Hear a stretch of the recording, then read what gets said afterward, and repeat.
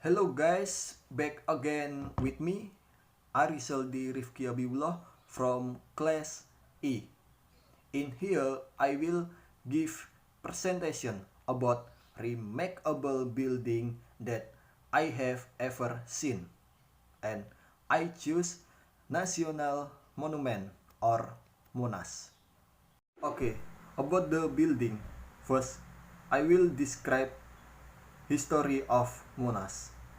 National Monument or Monas is a memorial monument as high as 433 feet.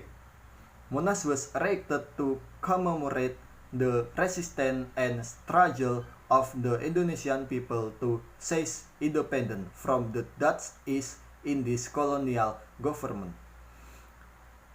The construction of this monument began on August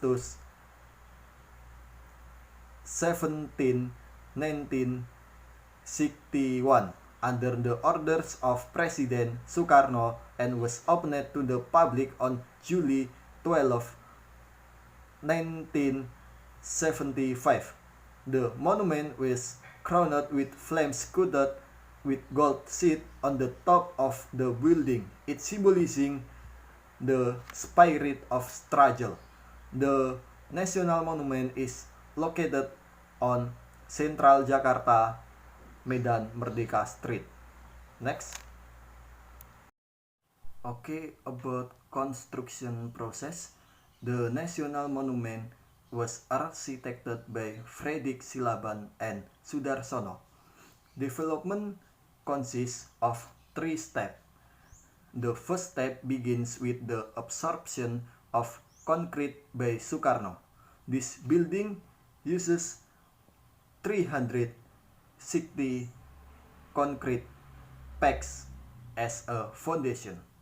The second step of development took place in 1966 to 1968, but due to the September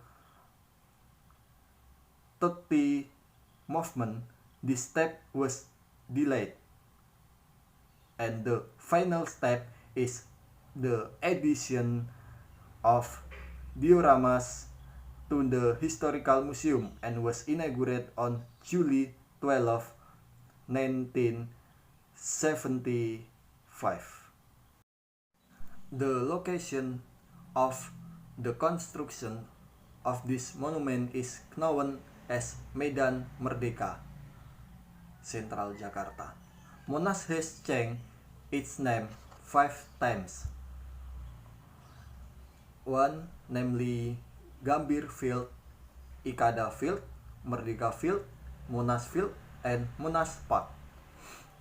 On the holidays, Medan Merdeka is full of visitors who relax to enjoy the view of Monas. Okay, next. Okay, next.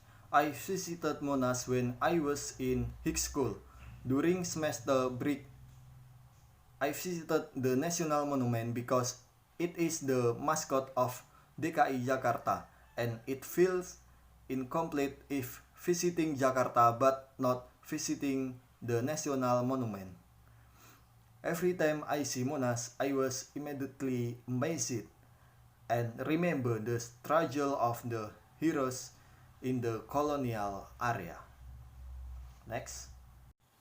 Okay, the reason why this building is an remarkable building for me because one, at the top we can see the panorama of Jakarta from a height. To arrive at the top of Monas, you have to take the elevator first. When you have arrived at the top, you can see the views of the whole city of Jakarta. And when the weather is sunny without fog, in the south you can see Mount Salak from a distance. The mountain is in Bogor district, West Java. Okay, 2. At the top of the building there is gold in the form of fire. It symbolizes the fire of independence. The gold was donated from Tengku Mariam from Aceh. The weight of the gold is 35 kilograms, while the overall weight, which was combined with bronze, was 14 tons.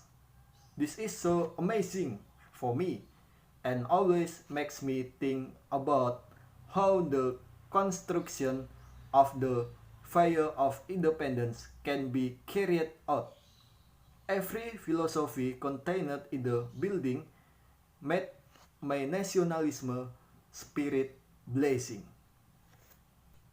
Okay, and the last, because the building is surrounded by reliefs of Indonesia history.